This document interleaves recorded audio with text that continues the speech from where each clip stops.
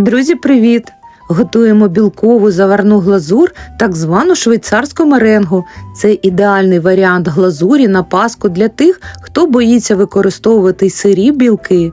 Глазур готується просто і швидко, а виходить білосніжна, смачна, вона не липне до рук і мінімально кришиться при нарізанні паски. І якщо зробите все правильно, у вас вийде чудова глазур для ваших найсмачніших пасок. Розкажу всі важливі моменти, дивіться і готуйте, друзі. Перше правило, яке потрібно знати при збиванні білків, це обов'язково сухий і чистий посуд і вінчики міксера, а також, щоб білки збилися, у них не повинна потрапити жодна крапля жовтка.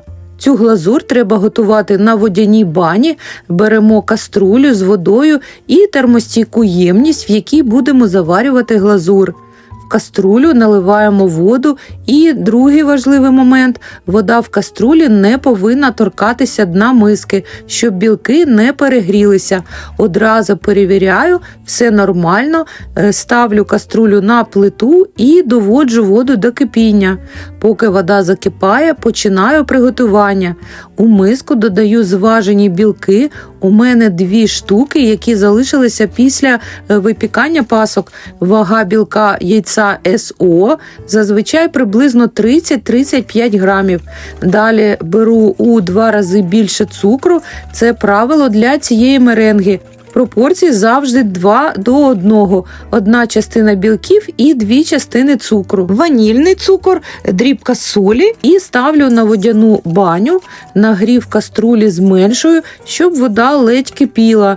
Вінчиком починаю постійно перемішувати білкову масу. Нам потрібно їх прогріти і домогтися повного розчинення цукру. Перевірити, чи цукор розчинився, можна так – розтерти між пальцями масу. Якщо крупинки цукру не відчуваються, можна припинити нагрів. Щоб позбутися всіх бактерій у білках, потрібна температура 70-75 градусів. В ідеалі цей процес треба контролювати за допомогою кондитерського термометра. Якщо у вас його немає, торкатися пальцями маси, вона повинна бути середньо гарячою. На розчинення цукру йде приблизно 3-4 хвилини. Знімаю білки з плити, беру міксер і починаю збивати спочатку на невеликій швидкості, потім збільшую до максимуму. Коли маса починає біліти і набувати кремової текстури, додаю сік лимона для стабілізації білків. Збиваю далі ще 5-6 хвилин до утворення піків і стабільної, гладкої і глянцевої структури глазурі. Якщо хочете, щоб глазур застигла максимально швидко, можна додати столову ложку цукрової пудри і змішати до однорідності. Все, глазур готова. Ось подивіться, яка вона чудова. І тепер можна декорувати вже пасочки. Ще одна важлива порада. Кожну паску декоруйте одразу, як нанесете глазур. Вона швидко сохне, і якщо у вас пасок багато, то на першу ви вже не зможете нанести посипку, бо верхній шар глазурі візьметься скоринкою і посипка просто не буде триматися. До речі, і ще один момент. Чим тонше шар глазурі, тим швидше вона висохне. Орієнтовний час застигання глазурі, яка не буде липнути до рук і поверхонь, від 2 до 8 годин. Це залежить від температури і вологості у приміщенні. Тож покриваю паски глазур'ю, декорую їх за своїм смаком. І ось подивіться, друзі, глазур дуже смачна, білосніжна і виглядає дуже-дуже святково. А головне, максимально безпечна, бо в ній білки термічно оброблені і за рахунок цього знешкоджені всі шкідливі бактерії. До речі, паски, які ви бачите, це медові паски на вершках. Я їх випікала майже тиждень тому. Паски дуже смачні, такі пухкі і ароматні. Посилання на рецепт залишу під відео.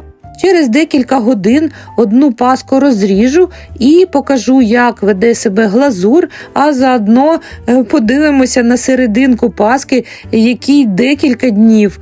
Мені навіть самій цікаво, бо зазвичай паски з'їдаються максимум за 2 дні. Ось пройшла 1 година, глазур трохи підсохла, але ще липне. Ну і вже через 6 годин, ось, друзі, подивіться, глазур на місці, нічого не потріскалося. І ось, як бачите, вже не липне вона зовсім до рук. І тепер хочу розрізати і подивитися, як глазур себе веде і яка пасочка через декілька днів всередині. Ось, друзі, дивіться, глазур чудова, вона не тріскається, не тягнеться за ножем, не обсипається і руки абсолютно сухі.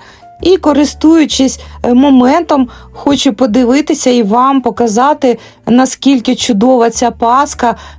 Повторююсь, це медова паска на вершках. Обов'язково спробуйте приготувати. Вона майже через тиждень просто чудова, вона м'яка, ароматна і дуже-дуже смачна. Ось, подивіться, вона така сама м'яка, як і після приготування. Ну, а рецепт глазурі дуже вдалий. Обов'язково готуйте, діліться рецептом з друзями і чекаю на ваші вподобайки, підписки і коментарі. Миру і всього найкращого вам, друзі. До зустрічі!